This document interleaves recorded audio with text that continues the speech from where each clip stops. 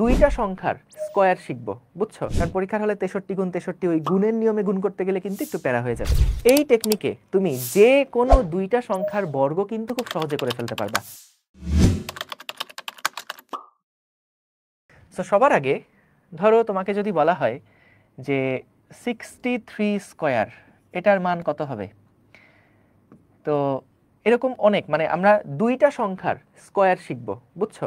দুইটা সংখ্যার, তিনটা চারটা সংখ্যারও টেকনিক আছে, কিন্তু দুইটা সংখ্যার যে কোনো দুইটা সংখ্যার আমরা স্কয়ার করার টেকনিকটা একটু শিখে রাখি। হ্যাঁ, কারণ পরীক্ষার হলে 63 গুণ 63 ওই গুণের নিয়মে গুণ করতে গেলে কিন্তু একটু প্যারা হয়ে যাবে।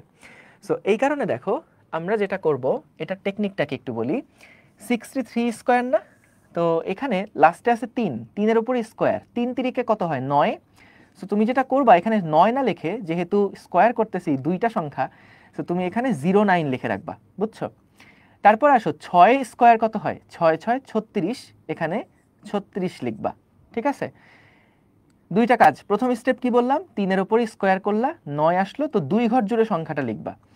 তারপরে 6, 6-এর উপরে স্কয়ার, 6 6 36, তাহলে 36 এখানে লিখলা। পরের কাজটা হচ্ছে, পরের স্টেপটা হচ্ছে 6-এর সাথে 3 গুণ করবা, তারপরে 2 গুণ করবা, মানে যে তিনটা সংখ্যা আছে তিনটা সংখ্যা গুণ করে ফেলবা। 3 6 18, 18 2 36। সো যদি এখানে 36 লেখো তাহলে দেখো 9 6 9 3। সো এটাই হচ্ছে 63 স্কয়ারের ভ্যালু, 63 স্কয়ারের ভ্যালু। এই টেকনিকে তুমি যে কোনো দুইটা সংখ্যার বর্গ কিন্তু খুব সহজে করে ফেলতে পারবা। যেমন দেখো আরও কয়েকটা দেখে ফেলি আমরা।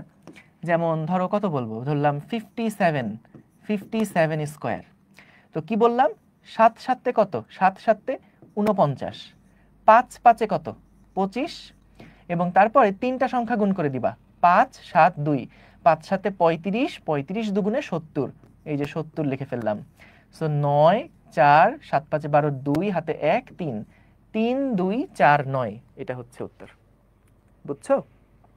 3 2 4 9। দেখো 57 গুণ 57 বা 57 স্কয়ার করলে 3 2 4 9। আরো কয়েকটা দেখি, বুঝতে পেরেছো? স্টেপগুলা কি বুঝতে পেরেছো? একটু জানাও তো স্টেপগুলা কি বুঝতে পেরেছো?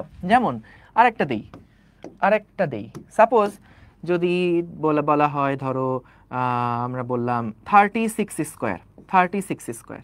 সো 36 স্কয়ার, তাহলে কি করবা, 6 6 36 লিখলাম, 3 তিরিককে 9।